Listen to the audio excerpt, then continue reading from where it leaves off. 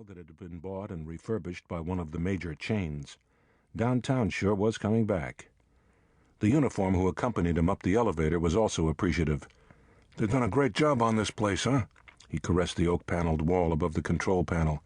"I tell you, some of the architecture in these old buildings—" He shut up as the elevator doors opened onto the 30th floor, and he saw Hammersmith waiting in the hall like an impatient Buddha, puffing on one of his greenish and abominable cigars. "Nice to see you, Nudge," he said around the cigar. "Maybe you can shave this guy and we can all go home and get some sleep." "If you don't put out that cigar, I'm not going to talk to him," Nudger said. "Even if he jumps, you and everybody near you might be dead before he is." "Sorry," Hammersmith said. He buried the cigar's glowing ember in the sand of a nearby pedestal ashtray.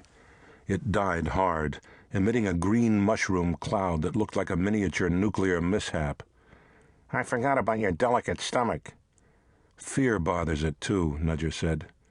Hammersmith said, "I know, that's why you quit the department." "And I guess that's why you called me to help cope with this problem 30 stories high." "No choice in the matter." Hammersmith actually sounded apologetic. Graceful for such an obese man, he seemed to glide over the red and blue carpet as he led Nudger to a room near the end of the hall. The door was open, and Nudger could see a uniform and several plainclothes types milling around inside.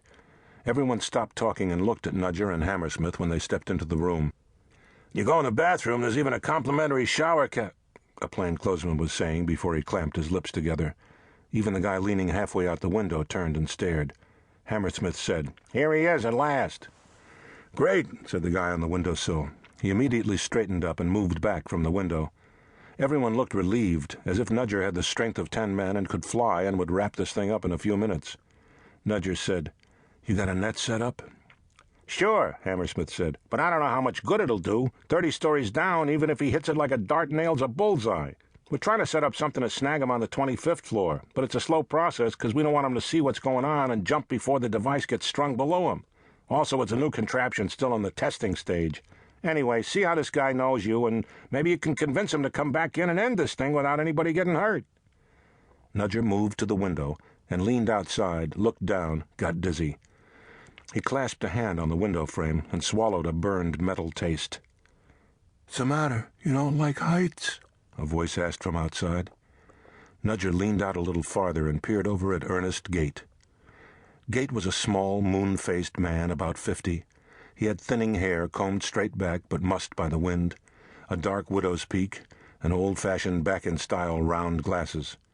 He was wearing baggy pants whose legs were whipping like sails in the high, warm breeze, a button-down white shirt with perspiration stains under the arms, a tightly knotted, narrow red tie.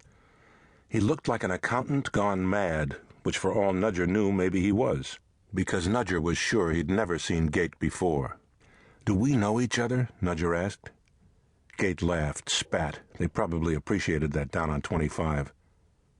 "I don't get the joke," Nudger said. "You got your money, though, you bastard, and you caused what's about to happen here. So how's it feel?" "Listen, there's been some mistake. For God's sake, come in and let's talk about it." Nudger couldn't bear to think about what this average and pleasant-featured little man would become down on the sidewalk if he stepped off the edge. "Nothing's worth what you're considering doing." "You figure I'll live to regret it?" Gate asked. "Well," Nudger said, "not for long." His stomach seemed to zoom out beyond the Marymount stone facade and plunge through the floodlit night.